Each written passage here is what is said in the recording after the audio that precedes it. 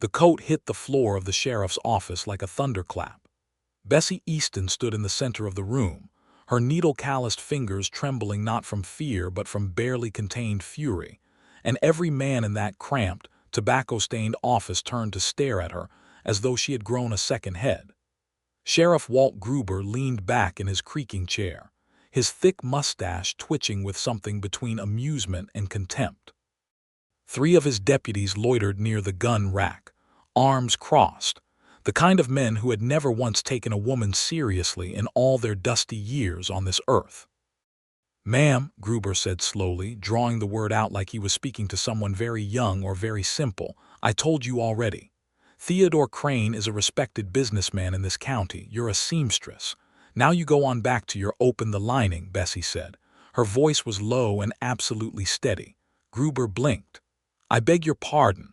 Open the lining." She pointed at the coat on the floor, left side interior panel just below the third button seam.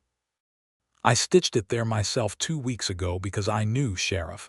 I knew that the moment I showed you a loose piece of paper or a spoken word, you would dismiss me the same way you always have. So I made it permanent. I made it undeniable." Her dark eyes swept the room. "I made it impossible to ignore." One of the deputies actually laughed, a short, disbelieving sound. Then the door to the sheriff's office swung open and Isaiah Townsend walked in, and the laughter stopped. He was not a tall man in the way that makes people nervous from a distance. He was tall in the way that fills a doorway, broad across the shoulders in a manner that spoke of genuine labor rather than posture, with a jaw that looked like it had been carved out of the same red sandstone as the canyon walls surrounding the town of Redgrace, New Mexico. He was the territorial marshal. He had ridden 3 days to get here. And he had heard every word through the open window. He looked at Bessie. He looked at the coat. He crouched down, picked it up, and without a word to anyone, he found the seam she had described, drew his pocket knife, and opened it.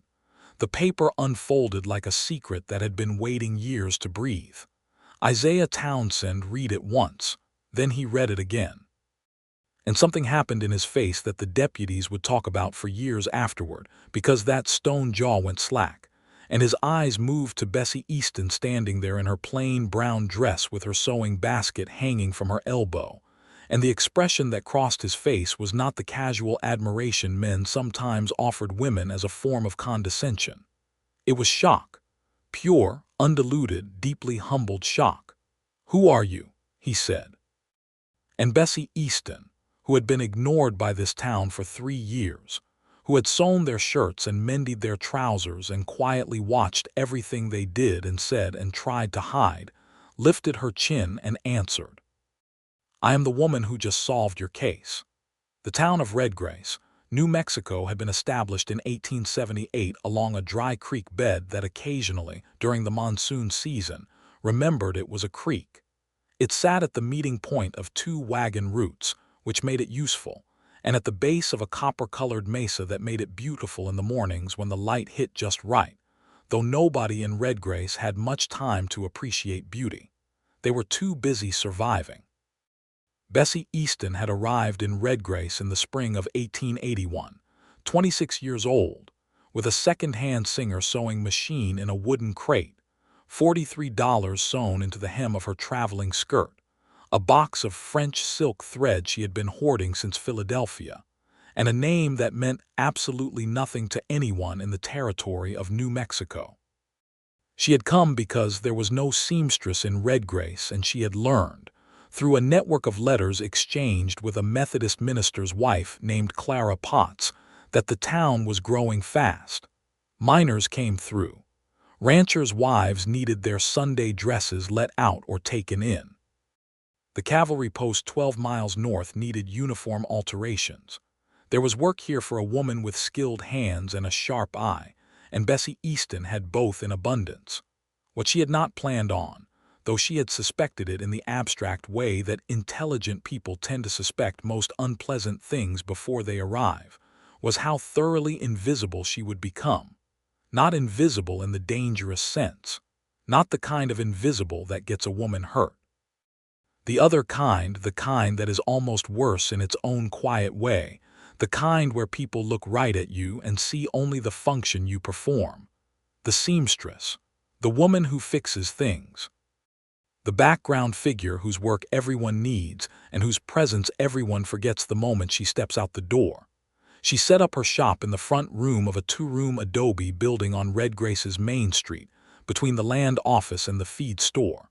She hung a small hand-painted sign in the window that read Easton's Tailoring and Alterations. She kept her prices fair and her work immaculate. She delivered on time, every time, without complaint. She learned the names of every person in town, the names of their children, the names of their horses. She paid attention. She always paid attention. It was the one thing she had done her entire life, paid meticulous, relentless attention to every detail around her, and it had served her in ways that no one around her ever appreciated until the moment it was too late for them to pretend otherwise. Her mother had been a seamstress before her, in Philadelphia, working for a high-end tailor on Chestnut Street who let her do piecework at home. Bessie had grown up with her fingers in fabric, learning not just to sew but to see. To read the story a garment told. A jacket with a worn patch on the right elbow meant the wearer was a writer or an accountant.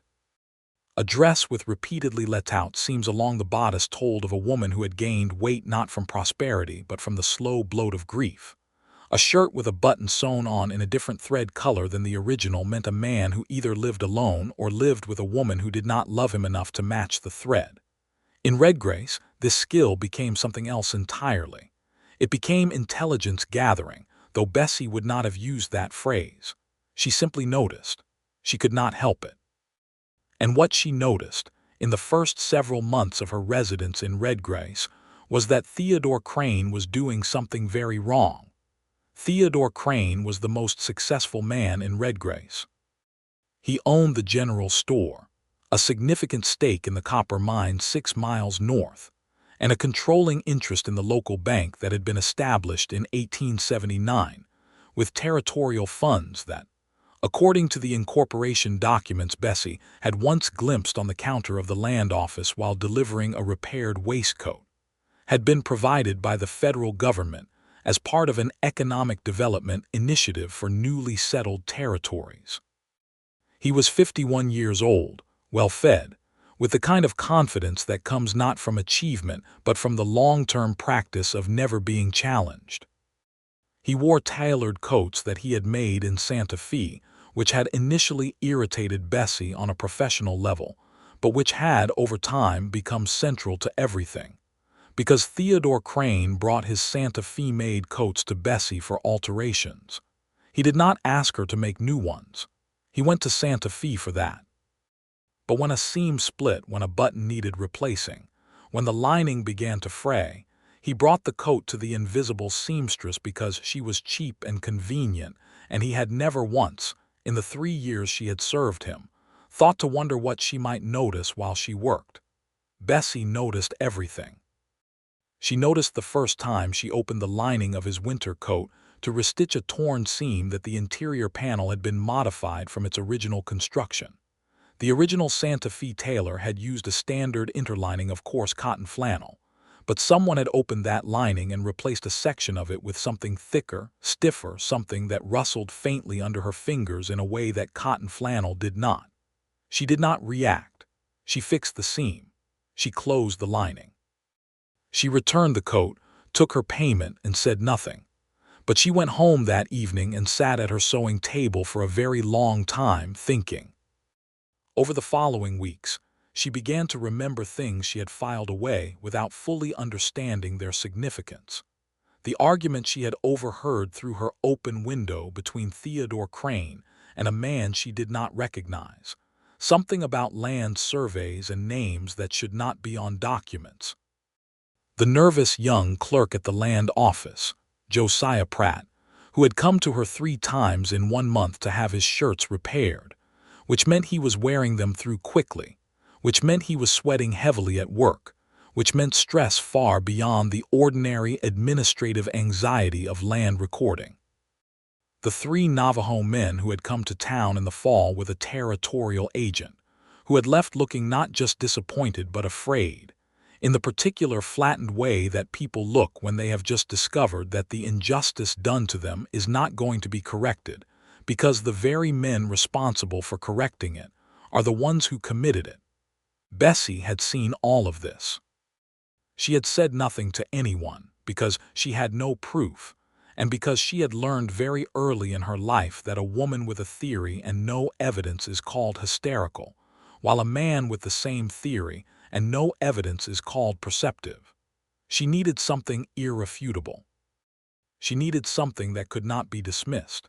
She needed to see what was inside that lining. The opportunity came in February of 1882, when Crane brought in his best coat for what he described as a simple button replacement. The buttonhole on the left sleeve had torn slightly at the edge, nothing dramatic, a 5-minute job. Bessie quoted him a price of 15 cents and took the coat without expression. She worked on the button immediately, but carefully. She also spent 2 hours doing something that she had planned in her mind for weeks. With the delicacy and patience of someone who had spent 20 years working with thread finer than human hair, she opened a section of the interior lining along a seam that had already been repaired before, a seam whose stitching was slightly irregular, not matching the machine stitching of the original garment, done by hand, she suspected, by someone who was reasonably skilled but not exceptionally so. Inside the lining, folded into the stiffening material, she found 3 pieces of paper. She read them once, very carefully by the light of her oil lamp, her heart beating at a controlled and deliberate pace because she had trained herself years ago not to let emotion interfere with observation. Then she folded them back, closed the lining with stitching so precise and consistent that it was indistinguishable from the original, replaced the button, and returned the coat to Theodore Crane the following morning. She said nothing. She smiled pleasantly. She took her 15 cents. And then she went home and sat for a very long time, because what she had read on those 3 pieces of paper was not a mystery anymore. It was a crime. A documented, specific, terrifyingly clear crime. Theodore Crane had been systematically falsifying land survey records to dispossess Navajo families of land that had been protected under a federal agreement. He had been doing it for at least 2 years. He had at least 2 territorial officials working with him, their names listed with amounts received. And the 3 pieces of paper in his coat lining were copies of the falsified surveys themselves, presumably kept as insurance against his co-conspirators. Bessie understood immediately why she could not simply go to Sheriff Gruber with a verbal account of what she had read. Gruber had known Crane for over a decade. His name was not on those papers, but his silence certainly had been purchased at some point, or at the very least, his disinterest had been carefully cultivated. Going to Gruber with a story would accomplish nothing except alerting Crane that someone was watching. She needed a different approach. She needed to make the evidence itself speak in a way that could not be silenced. She spent 3 days thinking about it and 2 days doing it. She wrote from memory every word she had read on those 3 papers. She was not exaggerating when she said she remembered them precisely. She had a memory for text that bordered on the extraordinary, a fact she had discovered as a child when she found she could recite lengthy passages after reading them once, though she had learned not to mention this in company because it made people uncomfortable in a way that she had never fully understood. She transcribed everything onto clean paper in her small, controlled handwriting, added notations about where and how she had found the documents, dated and signed her account, then folded the whole thing into a piece of oiled cloth. And then she stitched it into the lining of the coat she had made for herself the previous winter. Not a coat she would sell. Not a coat belonging to anyone else. Her own coat, which no one could take from her, which no one could search without her knowledge, which traveled with her on her body where she could feel it against her ribs with every breath she drew. She kept that coat for 2 weeks while she waited. And then she heard that the territorial marshal had been summoned to Redgrace over a separate matter, a series of stagecoach robberies north of town, and she made her decision. She took the evidence out of her own coat and put it somewhere else, somewhere safer and more permanent, somewhere that could not be dismissed as the desperate fabrication of an ignored woman, because she had learned that the best way to make something impossible to ignore was to make it impossible to fake. She stitched it into the lining of Theodore Crane's other coat, the one he had brought in just that week for a routine hem adjustment. She documented the placement. She recorded every stitch. She knew that garment the way a cartographer knows a territory he has personally surveyed, every seam and panel and hidden fold, and when she was done, it was not a note hidden in a coat. It was a form of irrefutable testimony embedded in the physical structure of an object belonging to the man being accused, in handwriting that could be authenticated, attached to evidence of tampering with federal land documents, in a location that proved the documents had existed and been concealed deliberately. She returned the coat. She delivered it to Crane's housekeeper on a Monday morning, pressing and pristine, hem perfectly adjusted. And then she went to the sheriff's office and made a quiet, reasonable request to speak to the territorial marshal when he arrived. Sheriff Gruber had laughed at her. He had actually laughed. Not unkindly, exactly, just with the easy dismissiveness of a man who had never once needed to question the structure of the world as he found it. He told her the marshal was here on serious business. He told her if she had a complaint she should write it down and leave it with his deputy. He told her, with a kind of finality that was meant to be soothing, that a woman in her position ought to focus on her work and leave lawkeeping to the men who had been appointed to do it. She had gone back to her shop. She had sat at her sewing table. She had waited 24 hours, thinking very carefully about every possible way this could go wrong, and she had identified exactly one point of failure: her own courage. So she had walked back to the sheriff's office with her sewing basket and her plain brown dress, and she had held the door open with her shoulder, and she had said, very clearly, that she had evidence of a federal crime, and she needed to speak to the marshal immediately. Gruber had started his speech again about her position and serious business. She had taken off her coat, the coat that held her own private copy of everything, and she had let it fall to the floor like a gauntlet. And that was the moment Isaiah Townsend walked through the door. He was 32 years old, and he had been a territorial marshal for 4 years after 7 years working as a deputy in 3 different counties across New Mexico and Texas. He had grown up on a cattle ranch outside of Las Cruces, the 3rd son of a man who had worked himself to death before his 60th birthday, and a mother who had read every book she could obtain in a territory where books were harder to come by than water. He had his father's body and his mother's mind, and the combination had made him, over the years, into someone who could read a room the way Bessie Easton read a seam. He had come to Redgrace for the stagecoach robberies. He had been on the road for 3 days. He was tired and saddle-sore, and had been planning to spend 20 minutes in the sheriff's office getting a briefing before finding a bath and a meal, in that order. Instead, he had walked in at the exact moment Bessie Easton was standing in the center of the room with the particular controlled fury of someone who has been patient for a very long time and has finally decided that patience has limits. He read the document she had stitched into the lining of her own coat. He read it twice. He looked at her. "This transcription," he said, keeping his voice carefully neutral, "you wrote this from memory." "Word for word," she said. "I can describe the physical documents in detail as well, including a coffee ring stain on the upper left corner of the 2nd page and a tear in the right margin of the 3rd that had been repaired with a small piece of gummed paper." He stared at her. "The originals are in Crane's other coat," she said. "His black wool town coat, winter weight, Santa Fe made, which he collected from my shop this past Monday. Left interior panel below the 3rd button seam." I stitched the documentation of their location and the account of how I found them into the same lining, so there can be no claim that the documents were planted by someone other than the coat's owner. The stitching in the original hiding place will show evidence of having been opened and closed at least twice before, which indicates a pattern of use that predates my involvement. The room was absolutely silent. Isaiah Townsend set the paper down on the desk. He looked at Sheriff Gruber, who had gone the color of old chalk.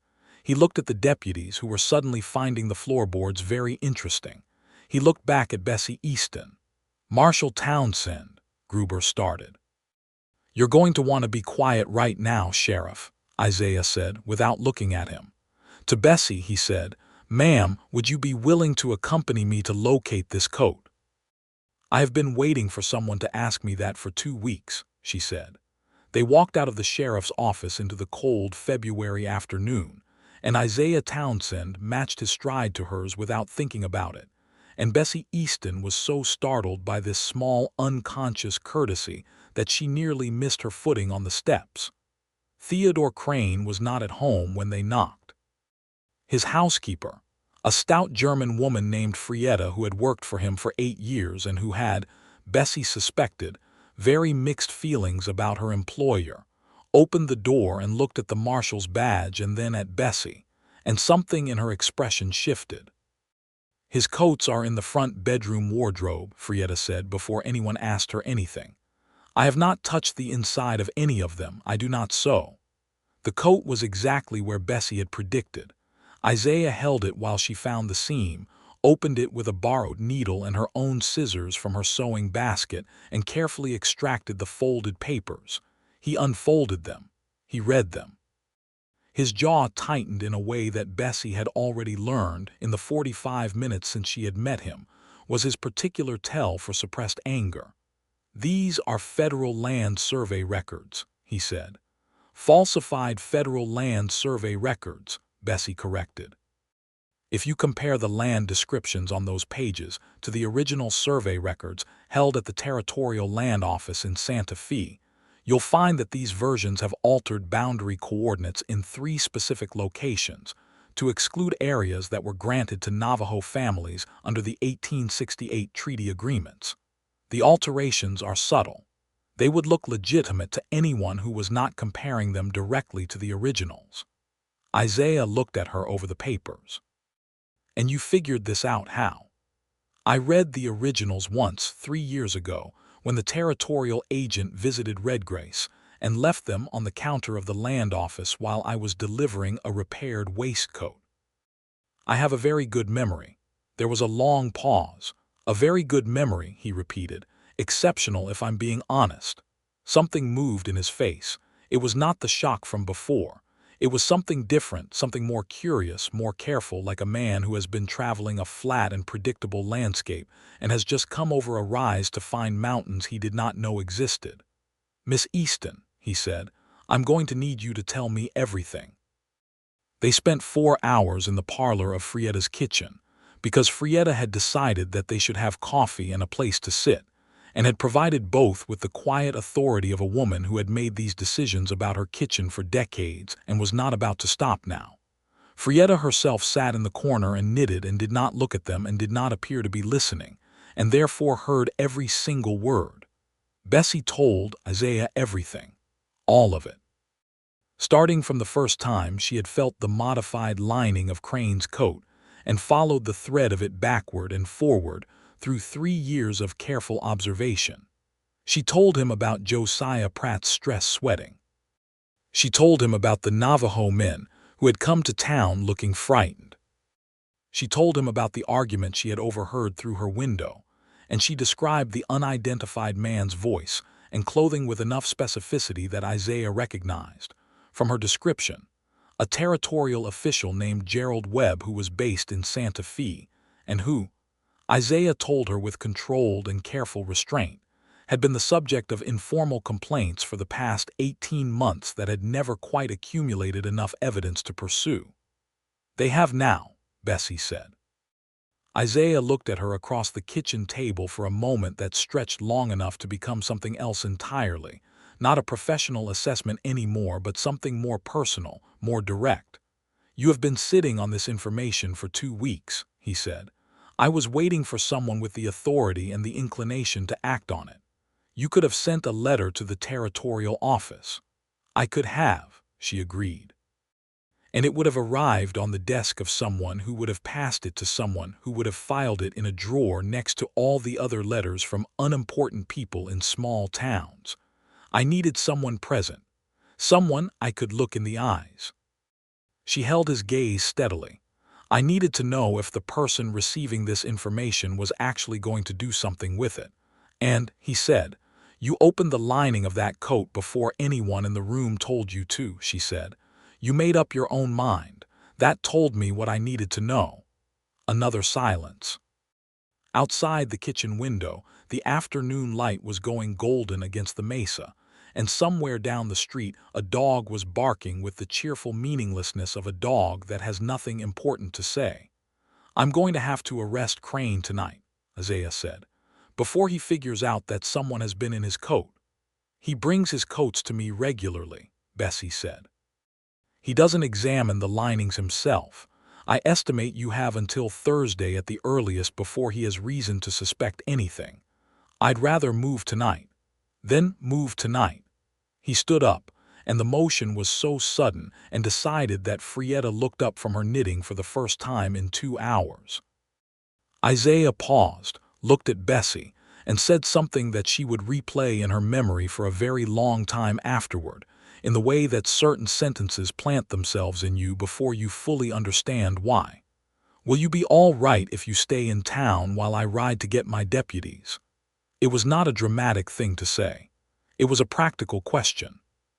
But the quality of it, the way he asked it, not whether she would be safe in a general sense, but whether she specifically would be all right, treating her as someone whose well-being was a specific and particular concern, made something loosen in Bessie's chest that she had not realized was tight. "I have been all right in this town for 3 years without anyone's assistance," she said. "I expect I'll manage another few hours." He smiled at that. It was a brief smile, just a flicker, but it changed his whole face in a way that Bessie found briefly disorienting. "Yes," he said, "I expect you will." He was gone in 4 minutes. Bessie sat in Frieda's kitchen for a moment longer, looking at the empty chair across from her, and Frieda said from the corner, without looking up from her knitting, "That man came in here looking at you the way hungry people look at bread." "He was investigating a federal crime," Bessie said. "Yes," said Frieda. "And yet," Bessie went back to her shop. She sat down at her sewing table in the last of the afternoon light, and tried to work on a half-finished shirt for a cavalry corporal who needed it by Friday, and found that her hands were not quite as steady as she liked them, which was unusual and inconvenient. She put down the shirt after a few minutes and simply sat, her fingers resting on the fabric, watching the light move across the mesa through her front window. She was not a woman given to romantic imaginings. She had been engaged once, at 22, to a young man in Philadelphia named Edmund who had been pleasant and reliable, and who had gently but firmly suggested, 3 months before the wedding, that perhaps her habit of noticing everything and commenting on it was somewhat overwhelming for everyday domestic life. She had thought about this for 2 days and then returned his ring, not with anger but with the clear-eyed recognition that she would rather be alone and fully herself than coupled and perpetually diminished. She had not seriously entertained the idea of another man since. But she sat at her sewing table in Redgrace, New Mexico in February of 1882, and found herself thinking about the way Isaiah Townsend had crouched down and opened that lining without waiting for permission, and the way he had not once, in 4 hours of conversation, talked over her or suggested she might be mistaken, and the way he had smiled when she told him she expected to manage. She picked up the shirt and went back to work. Theodore Crane was arrested at 7:30 that evening while eating supper at the hotel dining room. Isaiah had 4 deputies with him, all of them riding hard from a camp 6 miles north, and the arrest was swift and quiet, and accomplished with the kind of calm efficiency that Bessie had come to associate, in the few hours she had known him, with how Isaiah Townsend did things. She watched from the window of her shop across the street, the way she had watched everything in this town for 3 years, Only this time she was watching something that she herself had set in motion, and the sensation was entirely different from observation. It was something closer to completion. Crane did not go quietly. He argued loudly about respectability and standing and the absurdity of this charge, and he used twice the phrase "some woman's fantasy," which told Bessie exactly what he thought of where the accusation had originated. But he went. The deputies had him, and the documents were in Isaiah's possession, and the thing was done. Isaiah came to her shop an hour later. He knocked on the door rather than simply opening it, which was a courtesy she appreciated. She let him in, and he stood in her small front room among the bolts of fabric and the half-finished garments hanging on their forms, looking slightly too large for the space but not uncomfortable in it, which she found interesting. "It's done," he said. "I saw," she said, "from my window." "Right." He glanced at the window, then back at her. "I need to ask you to come to Santa Fe to give testimony, possibly more than once." "I expected that. I know it's an inconvenience." "A man has been stealing native families' land for 2 years," Bessie said. "Being inconvenienced by testifying about it is not something I'm going to complain about." He looked at her for a moment with that same expression from the kitchen, the one she did not quite have a name for yet. "No," he said quietly, "I didn't think you would." There was a pause. In the silence, the wind came up outside and made the hanging sign above her door creak, and somewhere across town the hotel piano started playing something slow and slightly melancholy. "There's something else," he said. "Tell me." "Josiah Pratt, the clerk you mentioned. I had a conversation with him tonight." Isaiah's voice was careful. "He's been under significant pressure from Crane for the past year. He was given a choice between falsifying documents and losing his position, his housing, and possibly a great deal more. He's 23 years old and he's terrified." Bessie considered this. "He didn't choose to participate." "Not freely, no. Then he should be treated accordingly." "That's my intention." Isaiah paused. "He also confirmed everything you told me about the Navajo families. 3 families. Their land rights should be restorable once the false surveys are invalidated and the originals are reinstated." Something settled in Bessie's chest, a release of a weight she had been carrying for longer than she fully realized. "Good," she said. "Miss Easton," Isaiah said, and his voice changed slightly, losing some of its official quality, becoming something more tentative and more genuine at the same time. "I owe you an apology on behalf of this territorial marshal's office." She looked at him steadily. "For what specifically?" "For the fact that this information existed in this town for 3 years and no one in any official capacity thought to ask the seamstress what she might have noticed." He held her gaze. "You solved this. You built the evidence. You secured it in a way that made it legally impregnable. You waited for the right moment to present it, and you thought of every contingency. That is not amateur work. That is better detective work than I've seen from trained investigators." Bessie was quiet for a moment. She was not someone who typically had difficulty knowing what to say, but she found that she was having it now, not because his words were overwhelming her with pleasure, though they were, but because after 3 years of invisibility, being seen with such directness was genuinely disorienting. "I noticed things," she said finally. "I always have. It seemed a shame to let them go to waste." "It would have been," he said, "a very great shame." He stayed another hour. They talked about the case, about logistics, about what the testimony process would look like, about Gerald Webb in Santa Fe, and how his arrest would need to be coordinated carefully to prevent evidence from being destroyed. Isaiah was thorough and methodical and clearly very good at his work, and Bessie found herself responding in kind, thinking out loud in the way she rarely allowed herself to do in company, offering observations and suggestions that he received not with the gracious tolerance of a man humoring a woman, but with the sharp, interested attention of someone encountering an equal. When he finally stood to leave, it was past 9 o'clock, and the town had gone quiet around them. "I'll be in Redgrace for at least another week," he said. "There are things to sort through with the stagecoach situation as well." "I'm aware," she said. 3 of the stagecoach robberies involved shipments from Crane's mine. I believe the robberies may have been orchestrated by Crane himself to reclaim silver that had been mixed with lower-grade ore to defraud his investors, but I haven't been able to verify that without the financial records." Isaiah stopped at the door and turned back slowly. "You believe the robberies are connected to Crane? I believe they're worth investigating in that context, yes." He stood still for a moment, looking at her with an expression she would later describe to Frietta, somewhat reluctantly, as the look of a man encountering something he had not been expecting and could not stop thinking about. "Miss Easton," he said, "how would you feel about working with me for the duration of this investigation?" She considered it for exactly as long as it took her to understand that her heart was doing something undignified and irrelevant to the professional question at hand.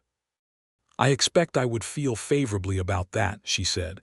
He smiled again, and this time it lasted longer. "Good," he said. "I'll call on you in the morning." He left. Bessie stood in her shop for a long moment after the sound of his boots on the boardwalk faded, and then she sat down at her sewing table, picked up the cavalry corporal's shirt, and found that her hands were steady again. The next morning began what was, by Bessie's private accounting, one of the most singular weeks of her life. Isaiah arrived at her shop at 7:30, before she had formally opened, carrying 2 cups of coffee from the hotel dining room and a folded sheaf of papers that turned out to be the financial records from Crane's bank, which a deputy had been detailed to retrieve under the warrant obtained the previous night. He set one coffee on the corner of her sewing table and spread the papers out on the open space beside it and looked at her and said, without preamble, "Tell me what you see." She told him what she saw. What she saw, over 3 hours of close examination, was an elaborate and methodical pattern of financial manipulation that confirmed her hypothesis about the stagecoach robberies and implicated not just Crane but 2 mine investors who had been operating out of Albuquerque and 1 additional territorial official who had not been named in the lining documents but whose involvement was clear from the pattern of deposits and withdrawals. Isaiah took notes in a precise, compact hand. He asked questions that were excellent, meaning they were not the questions of someone testing her conclusions, but the questions of someone following her reasoning and extending it in new directions. He disagreed with her twice, both times on interpretations of the financial records where his knowledge of the regulatory frameworks was deeper than hers, and both times they argued it out with a directness and mutual respect that Bessie found entirely exhilarating. Over the next week they fell into a rhythm. Isaiah dealt with the official machinery of the investigation, the warrants and the coordination with Santa Fe, and the management of the deputies and the careful political navigation required when powerful men were being charged with serious crimes. Bessie thought. She read documents, made connections, identified patterns, and presented them with the systematic clarity that was simply how her mind worked, the same way she approached a complicated alteration, finding the underlying structure and working from there. In the evenings, when the official work was done, they talked. They talked about everything, about the law and its inadequacies, about the territory and what it might become, about the Navajo families and the broader injustice of a system that made people like Theodore Crane possible, about her mother in Philadelphia, about his mother in Las Cruces, who had apparently read widely and thought deeply, and raised her sons with a fierce conviction that the measure of a man was not his strength but his honesty. Isaiah told this story with the slight awkwardness of a man who loves his mother and is not entirely sure how to say so in polite company, and Bessie found it completely endearing, a word she had not used in relation to a man since she was 19 years old. She told him about Edmund, not the whole story, just the essential part. "He said I was overwhelming," she said. "In what sense?" "In the sense of noticing things and saying so." Isaiah looked at her steadily. "He was wrong," he said. "That's not overwhelming, that's rare. Most people prefer not to be observed too closely," she said. "Most people," he agreed. "Not all." On the 4th evening he walked her home from the land office where they had been working, and when they reached her door he did not immediately move to leave. They stood on the boardwalk in the cold February dark, their breath showing in small clouds, and the silence was the kind that has weight and warmth to it, the kind that is not empty but full. "I want to ask you something," he said. "Go ahead. When this is over, when the case is resolved and I go back to my circuit, I would like to write to you, with your permission." Bessie looked at him in the dark. The lamplight from her shop window was behind her, and the street lamp across the way threw just enough light that she could see his face clearly, the straight, careful line of his expression, the particular quality of attention he brought to her that she had not experienced from anyone before, the kind of attention that was not a performance of consideration but the real thing, full and unguarded. "You ride a circuit that covers several counties," she said. "It does. How often does that circuit bring you through Redgrace?" "Typically 3 or 4 times a year," he said, "though the frequency of that is within my discretion as marshal." "Within your discretion," she repeated. There was something almost amused in her voice. "Within my discretion," he confirmed. His expression was serious, but his eyes were not. "You may write to me," she said. He nodded once formally as though concluding a negotiation, and then he smiled the smile that lasted, the one that changed his face entirely. "Good night, Miss Easton," he said. "Good night, Marshal Townsend," she said. She went inside. She did not go directly to her sewing table this time. She stood in the middle of her small shop for a full minute, her hands at her sides, not moving, feeling something she recognized intellectually, and was still not entirely sure what to do with practically. She acknowledged to the empty room, in very serious trouble. On the 5th day, the trouble with Gerald Webb in Santa Fe became more acute. A letter arrived by fast rider informing Isaiah that Webb had been tipped off, had attempted to access the territorial document archives, and had been stopped only because the archivist, a meticulous woman named Mrs. Horatio Banks, had refused him entry without a current authorization form and had then locked herself inside the archive room until a territorial judge could be reached. "Mrs. Banks is my new favorite person in New Mexico," Isaiah said when he finished reading the letter. "The second," Bessie corrected. He looked at her. "After me," she clarified. "A beat." And then he laughed, a genuine full laugh that surprised her with its warmth, and Bessie Easton laughed too. And that was the moment, though neither of them said so, that the thing between them became entirely clear to both parties. On the 6th day, Theodore Crane made a final attempt to undo what had been done.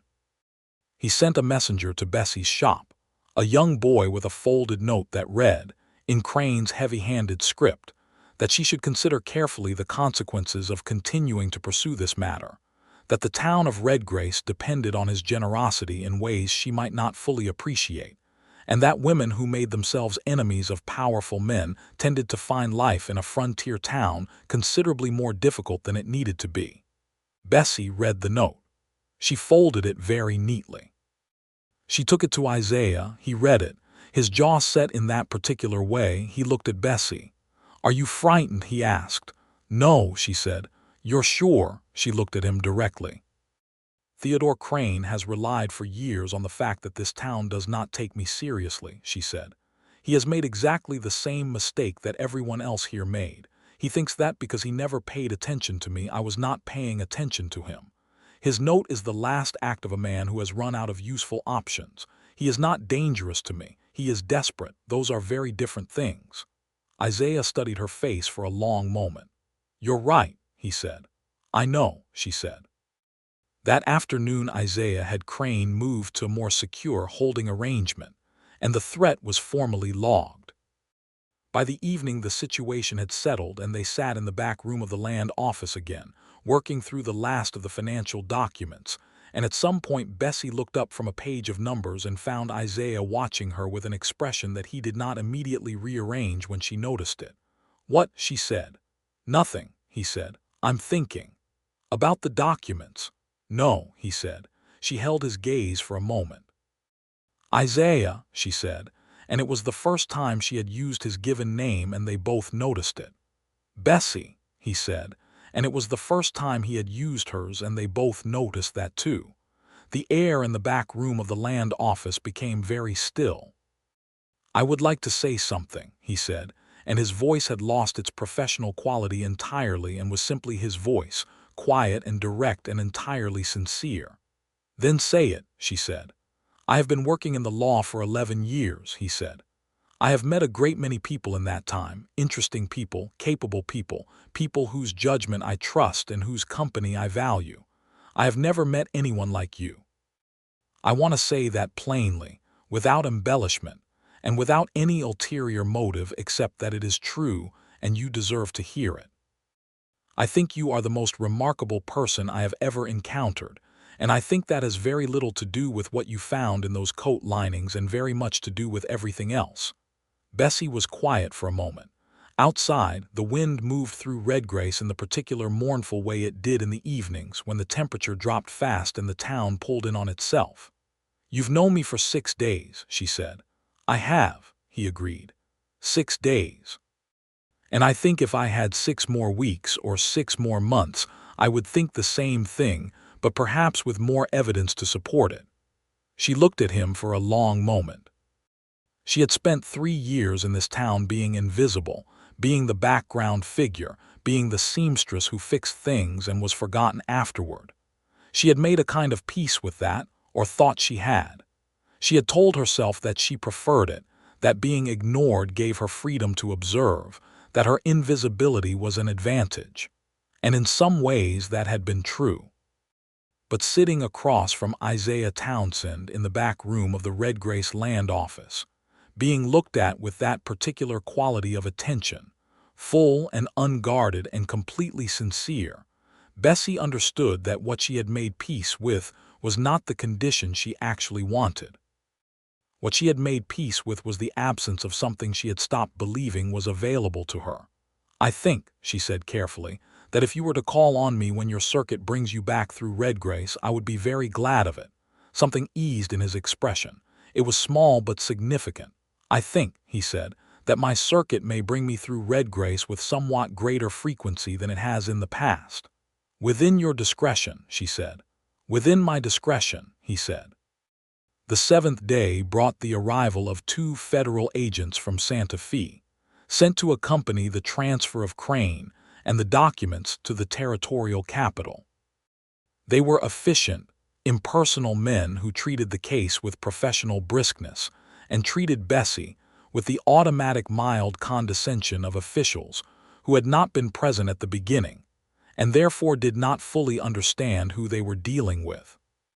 Isaiah introduced her as the person primarily responsible for the investigation's success, using language that was precise and unambiguous.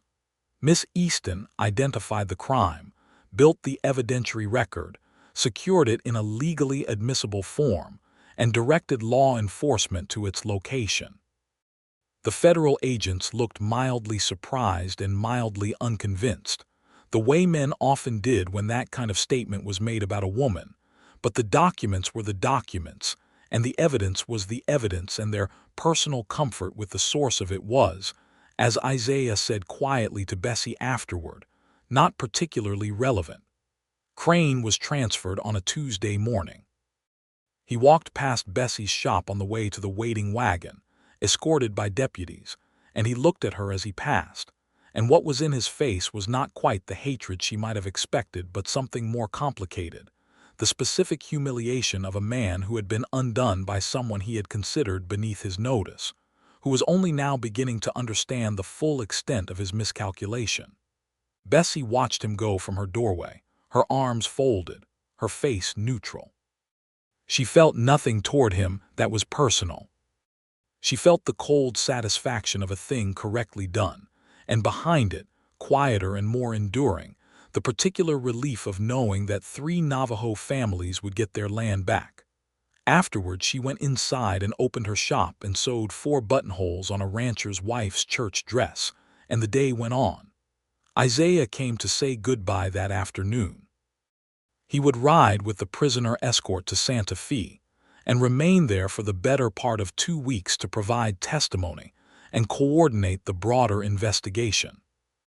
He stood in her shop doorway in his riding gear, his hat in his hand, looking at her with the expression she had named privately as the mountains she hadn't expected expression, the one from their first afternoon together. "I'll write," he said. "I know," she said, "as soon as I reach Santa Fe. I'll look forward to it." He turned his hat slowly in his hands. "Bessie," he said. She waited. "I want to be clear about what I'm doing when I write. I am not writing as a professional courtesy. I am not maintaining a correspondence for the purpose of any ongoing investigation." He stopped, started again. "I want to write to you because I want to know you better, in every possible sense. I want you to know that before I go, so there is no ambiguity." She looked at him standing in her doorway with his hat in his hands and his honest, direct face and the late afternoon light making everything gold behind him.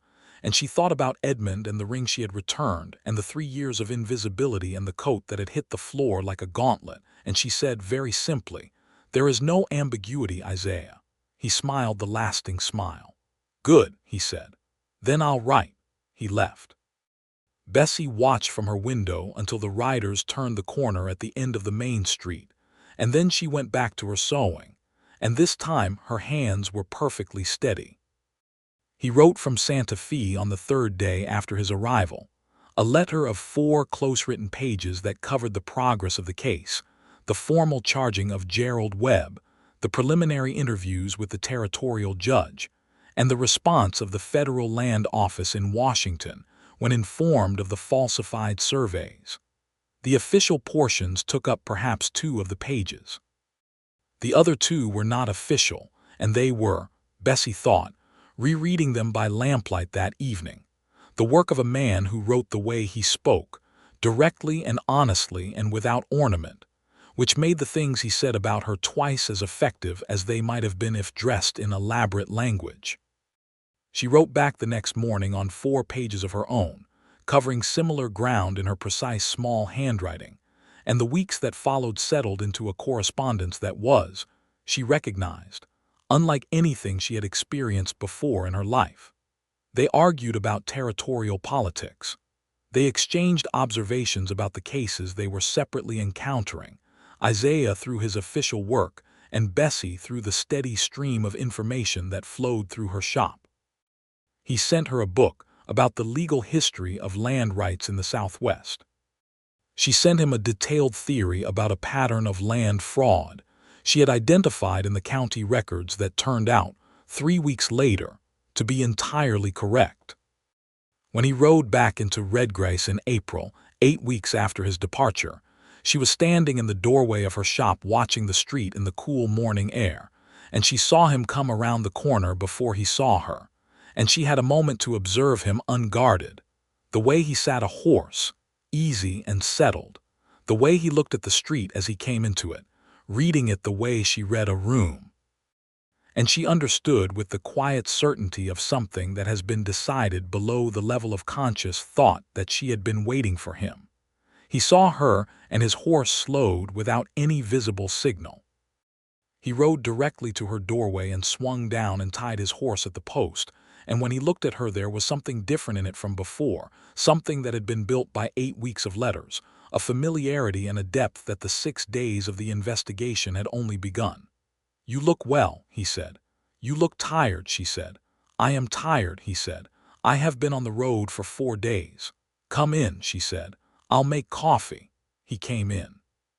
He sat at the small table in the back room where she usually took her meals, and she made coffee on the small iron stove, and he watched her move around the room with the unself-conscious directness that she had come to understand was simply how he paid attention to things he valued. "Tell me about the case," she said. He told her. Crane had entered a formal guilty plea on 3 of the 5 charges in exchange for reduced penalties on the others, which had allowed the territorial attorney to move more quickly to the restorative work of invalidating the false surveys. The land rights of the 3 Navajo families had been formally reinstated. Gerald Webb had resigned his position and would face a private civil judgment. The 2 Albuquerque investors had been fined and their licenses revoked. And the stagecoach connection, Bessie asked. "Exactly as you theorized," he said. Crane had been staging robberies of his own mine shipments to divert silver before it could be assayed and split with his investors. Your financial analysis was what broke that open. She nodded. She had known she was right, but there was still something satisfying in confirmation. There's something else, he said. She looked up from her coffee. The territorial judge asked about you, about your role in the investigation. He wanted to know if you had any official standing. Isaiah paused. I told him no. He asked whether you had any training in investigative work. I told him you had no formal training, that you were a seamstress who happened to notice things that trained investigators had missed entirely. How did he respond to that?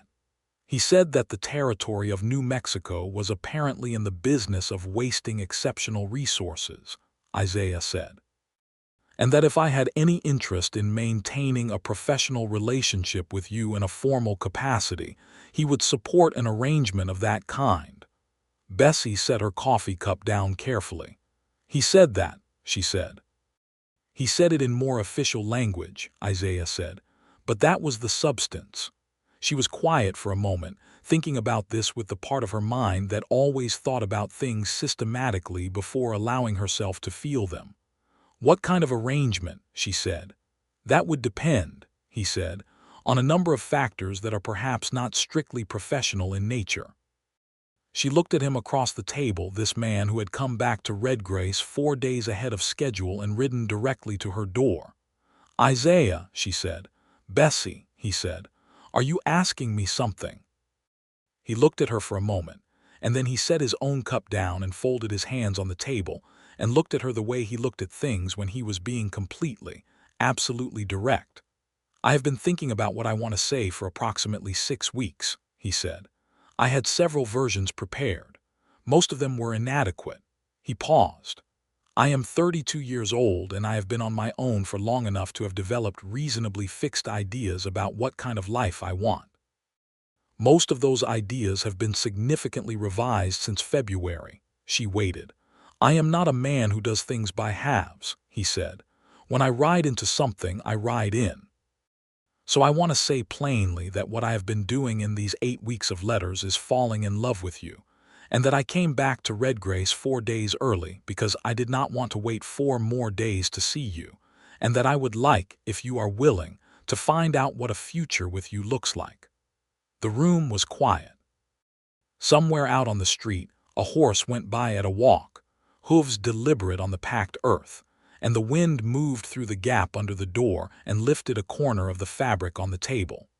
Bessie Easton had returned one man's ring at 22 because she had been fully and clearly herself, and he had found that too much to live with. She had spent 3 years in a town that looked at her and saw only a function. She had done extraordinary work and watched it go unnoticed until she found a way to make it impossible to ignore. She knew precisely what she was, what she could do, and what she was worth, and she was not interested in apologizing for any of it. She was also, sitting in her back room in April of 1882, very much in love with Isaiah Townsend, in the particular clear-eyed way that people who have never deluded themselves about their own feelings fall in love, which is to say, completely. I believe, she said, that a future with me would be substantially more interesting than most futures available in the territory of New Mexico. I believe that too, he said. It would also require a certain tolerance for being frequently corrected. I have already demonstrated that tolerance over 6 days and 8 weeks of letters. So you have. She looked at him. Then yes, I am willing. He reached across the table and took her hand, and the gesture was so simple and so careful that it made her breath catch in a way that 27 years of competence and self-sufficiency had not entirely prepared her for. The next months were not without their complications, but they were good complications, the kind that come from building something rather than dismantling it. Isaiah's circuit included Redgrace with considerable greater frequency than it had historically, and when he was away, letters moved between them with the regularity of something that both parties had decided was essential rather than optional. The town of Redgrace began to understand certain things about Bessie Easton that it had not understood before. This happened gradually, the way understanding usually does, through the accumulation of evidence. The story of Crane's arrest became the kind of story that towns tell about themselves, and Bessie's role in it could not be edited out without the story collapsing, and so it was told with her in it, which meant that people began to see her in it, and seeing led to noticing, and noticing led to the somewhat sheepish recognition that there had been a great deal worth noticing for 3 years and no one had bothered. She was still the seamstress. She liked her work. She was excellent at it. But she was also, by the summer of 1882, an informal but respected figure in the community in a way that she had not been before, and people brought her their problems as well as their torn seams, and she gave both the same careful, thorough attention. In August, she traveled to Santa Fe to give formal testimony in the final stage of the Crane proceedings. Isaiah met her at the stage stop. He had been in the capital for 2 weeks on related business, and when she stepped down from the stage and he was there waiting, it was the first time she had seen him since late June, and the particular quality of that reunion, the way neither of them was any good at concealing what they felt after the months of letters and the shared weight of everything they had built together, made the territorial judge's clerk, who was waiting nearby to escort her to the territorial courthouse, excuse himself with great tact and look very carefully at the middle distance for a full minute. They spent 4 days in Santa Fe. The testimony took 2 of them. The other 2 were for the city, which was larger and older than Redgrace and full of the accumulated layers of Spanish colonial and territorial American history, the adobe buildings painted in ochre and white, the markets full of food and fabric and things brought up from Mexico, the particular smell of high-altitude dust and pinon smoke that Bessie found she loved immediately. Isaiah took her to a bookshop. He had clearly known it would be significant and was not wrong. She spent 40 minutes in it and came out with 3 books and an expression of complete satisfaction. "You knew," she said. "I thought it likely," he said. She looked at him on the street outside the bookshop, her books under her arm, the Santa Fe afternoon bright and warm around them, and she thought, yes, this is what it looks like when someone pays attention to you correctly. On the last evening in Santa Fe, walking back to the hotel through the quiet streets after dinner, he stopped on a corner under a lantern and turned to her, and she already knew before he said anything what kind of moment this was. He took both her hands. "I have been trying to find the right time for this for 3 months," he said. "And I have concluded that there is no right time, there is only time, and I would rather not waste any more of it." She looked up at him. "I want to marry you," he said. "I want to spend my life arguing about law and politics and the best way to analyze financial records. I want to come back to Redgrace and know that you are there. I want to write letters when I have to be away, and I want to come home to you when I can. I want everything that you are, exactly as it is, permanently." Bessie had not cried since her father's funeral in 1878. She was not the crying kind, as a general rule. She found that this was not a general rule she was particularly attached to in this moment. "Yes," she said. Her voice was entirely steady even if her eyes were not. "Isaiah, yes." He pulled her close and held her, there on the corner in Santa Fe under the lantern light, and she pressed her face briefly into the solid warmth of his shoulder, and felt the specific and extraordinary relief of something long waited for and finally arrived. They were married in November of 1882 in Redgrace, in the small white church at the edge of town, by the Methodist minister who had written to a woman he had never met about the opportunities available to a seamstress in a growing frontier town, and had thereby set in motion everything that followed. Clara Potts, the minister's wife, wore her best dress with a hidden seam in the waist that Bessie had let out twice over the years and which was, Clara said, the most comfortable thing she owned. The church was full because Redgrace had decided, as towns do, that this was their story too, and they wanted to be present for its good parts. Frieda came and sat in the second pew and did not appear to be crying and clearly was. Josiah Pratt, the former clerk who had turned state's evidence and received clemency, and was now working as a bookkeeper for a mining concern in Albuquerque, came back to Redgrace for the occasion.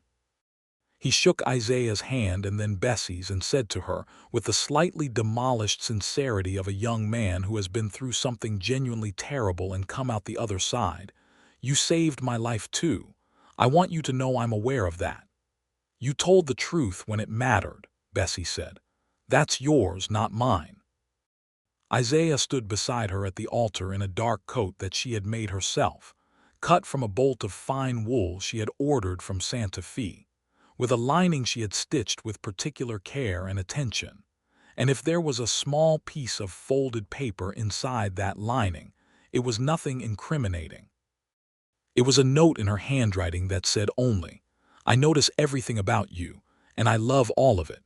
He found it 3 days after the wedding, sitting by the fireplace in the house they were setting up together at the north end of Redgrace, a proper house with 2 rooms and a front porch and a yard that caught the morning light off the mesa. He opened the lining and read it and looked at her across the room for a long moment. "You are going to be the most consistently surprising person I know for the rest of my life," he said. "Yes," she said, "I expect so." He crossed the room and took her face in his hands and kissed her in the way that had been established between them as the particular shorthand for something too large to fit in words. And Bessie set down the shirt she had been hemming and kissed him back with equal and answering warmth. And outside the window of their house, the mesa stood gold in the afternoon light the way it did when the sun came from the west, and the whole landscape looked like something out of a painting that nobody in Redgrace had time to make because they were too busy living in it. The spring of 1883 brought several things simultaneously.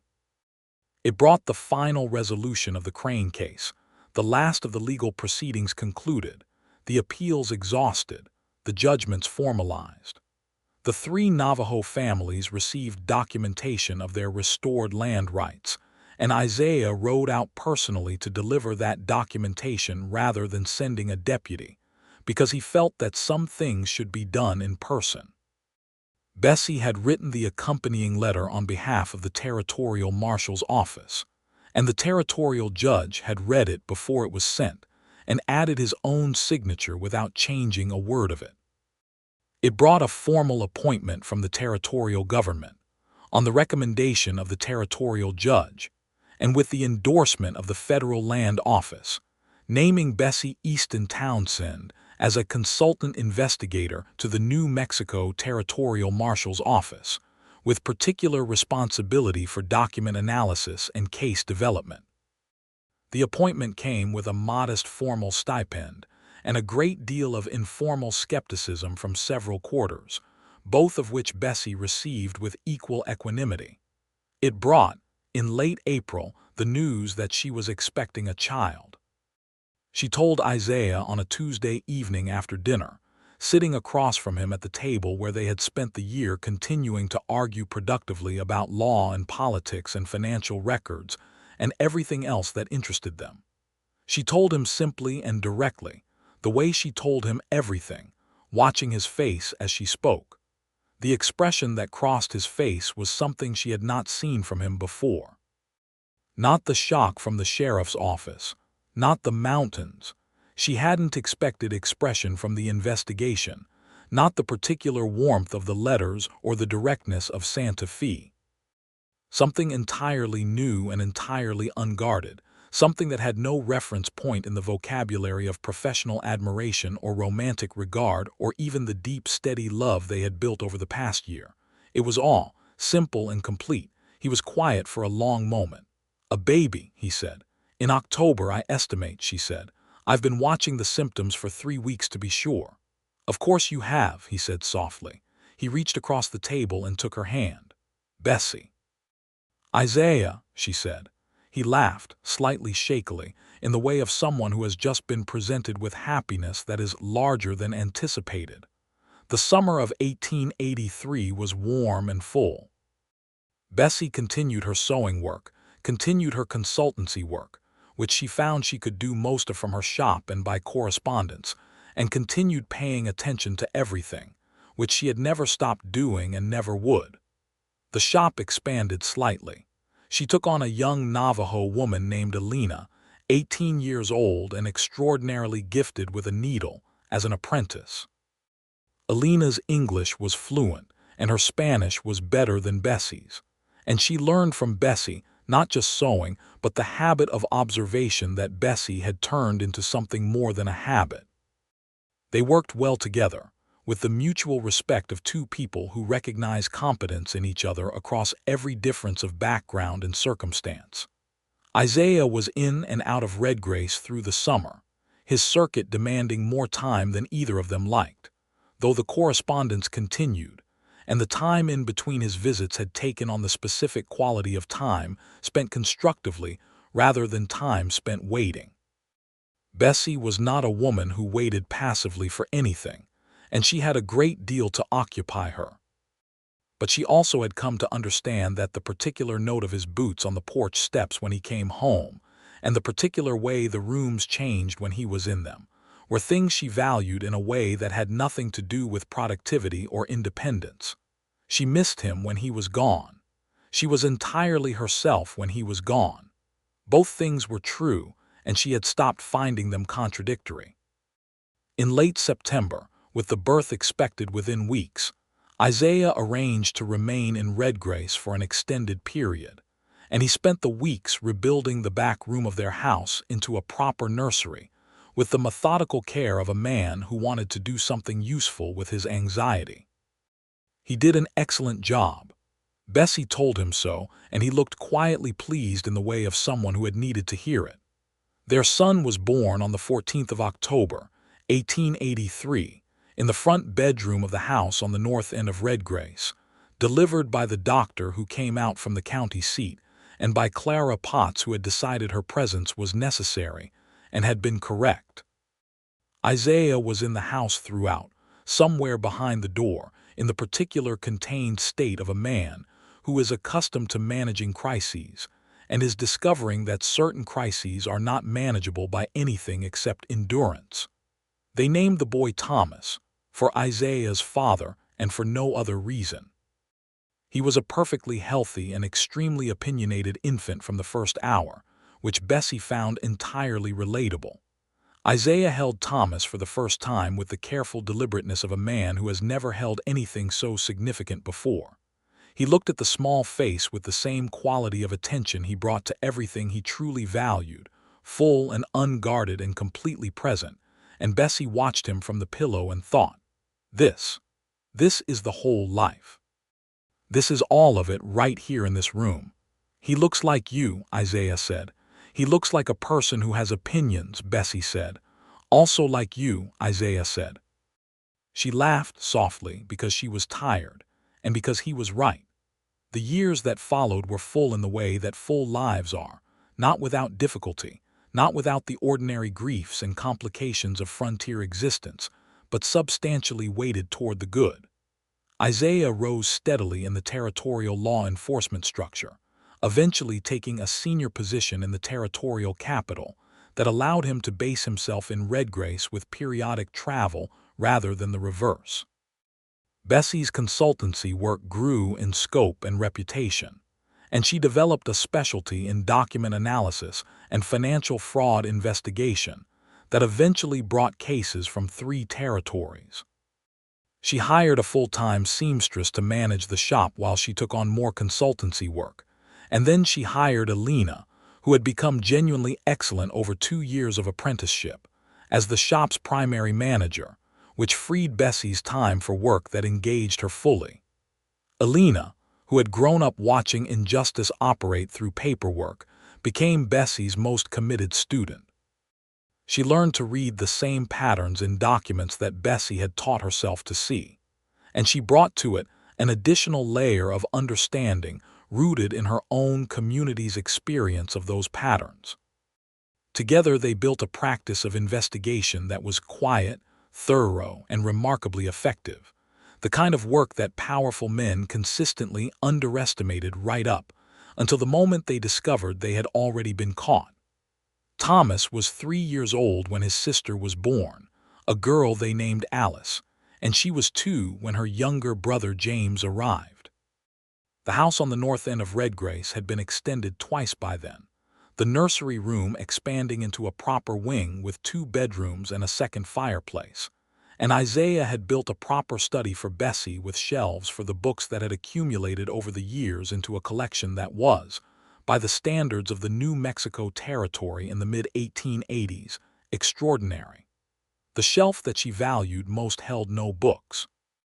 It held in a glass-fronted case 3 things: her mother's thimble from Philadelphia, the pocket knife Isaiah had used to open the coat lining on the first day, which he had pressed into her hands on their first anniversary, as a formalization of the moment she privately considered the true beginning of everything, and a small framed piece of fabric. The fabric was a square cut from the interior lining of a black wool coat, Santa Fe made, 51 years' worth of hubris embedded in its fibers. It was, on its own, an unremarkable scrap.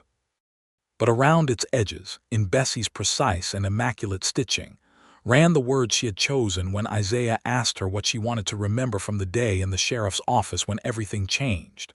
She had not chosen the moment of the arrest, or the moment the documents were revealed, or the moment of vindication. She had chosen the moment Isaiah Townsend had picked up the coat without waiting for permission and opened the lining without being told. The words around the fabric square read. He listened. He looked, he understood. She had added in the bottom corner in smaller stitching that required a magnifying glass to read clearly, "So did I." On a morning in October of 1886, a Tuesday, with Thomas racing through the yard making demands about breakfast and Alice sitting in the study attempting to read a book she was not quite old enough for, and small James sleeping with the particular intensity of very young children in their morning nap, Bessie Easton Townsend sat in her shop in the good morning light and worked on a complicated piece of embroidery for a rancher's wife who was getting married in the spring. Isaiah came in from the back of the house, carrying 2 cups of coffee, and set one at her elbow with the automatic ease of a man who has been doing it for years, and sat in the chair beside the window that had been installed specifically because he spent so much time in the shop that they had agreed he should be comfortable in it. He had papers. He always had papers, but he did not immediately look at them. "Thomas wants to know if he can have a horse," he said. "He's 6, Bessie said. "He is very insistent. He takes after his father." Isaiah looked at her sideways. "His father did not get a horse until he was 7. Bessie kept her eyes on her embroidery, but her mouth curved. "Then Thomas can wait a year." Isaiah sipped his coffee and looked out the window at the street, at the mesa catching the morning light at the angle that made it look like something out of a world that had not finished being made yet, raw and beautiful and entirely indifferent to the small human settlements at its feet. He had looked at that mesa from this window more mornings than he could count, and it had never precisely become ordinary. "There's a case coming in from the Albuquerque office," he said. "Financial fraud, land records again. They want your analysis." "I've already received the preliminary documents," Bessie said. "Elena and I have been looking at them. We'll have observations by Thursday." "Of course you have," he said, in the same tone he had used on a Santa Fe street 4 years ago when she told him she had been monitoring her symptoms for 3 weeks to be sure. She looked up from her work. He was watching her with the mountains. She hadn't expected expression. The one from the first afternoon. The one that had never quite gone away over 4 years of marriage and all the accumulated ordinary life of a house with 3 children and a dog, and papers that never quite stayed organized, and a sewing shop that stayed permanently full of other people's needs, and a consultancy that required constant careful thinking. It was, she thought, probably the thing she loved most about him. Not the most dramatic thing, not the moment of the coat or the proposal in Santa Fe or the way he had looked at Thomas for the first time. Those were significant, but this, the simple fact that after 4 years he still looked at her like she was something he had not been expecting and could not stop thinking about, this was the one she would carry. "What?" she said. "Nothing," he said. "I'm thinking." "About the case?" "No," he said. She held his gaze for a moment in the good October light, in the shop that had been her whole world before it became the beginning of everything. "Isaiah," she said. "Bessie," he said. And that was enough. It was, as it had always been between them, entirely enough. Outside, Thomas shouted something urgent and probably inaccurate about horses. Inside, James made a sound from the next room that suggested the morning nap was concluding. Alice appeared in the doorway of the shop with her book, her small face bearing the expression of someone who has been working on a problem and requires assistance. "Mama," she said, with complete confidence, "what does this word say?" She came over and pointed. Bessie leaned down and read it. "Remarkable," she said. Alice tried it. "Remarkable," she considered this. "What does it mean?" Bessie looked up at Isaiah, who was watching their daughter with the full and unguarded attention he brought to everything he valued, and she thought about 3 years of invisibility, and a coat that hit a floor like a gauntlet and a lining that held everything that changed everything. And she thought about the seamstress who had stitched evidence into the places no one thought to look. And she thought about a man who had opened a lining without waiting for permission and looked at her like mountains he hadn't expected. "It means," Bessie said, "that something is so extraordinary that it is impossible to ignore." Alice thought about this and nodded, satisfied, and went back to her book. Isaiah looked at Bessie over his coffee cup, and the thing in his face was the same thing it had always been, complete, full, and entirely sincere. She picked up her embroidery. The morning went on. The mesa caught the light. In the house at the north end of Redgrace, New Mexico, in the autumn of 1886, everything was exactly as it should be. It had started with a coat and a lining and a woman who could not stop noticing things. It had ended, as all the best things do, not in a dramatic moment, but in a Tuesday morning, the kind of ordinary, extraordinary life that only people who have chosen each other with full knowledge of what they are choosing get to have. The seamstress had stitched the evidence. The marshal had opened it. The rest had followed, as truth tends to, steadily and with complete inevitability into the light.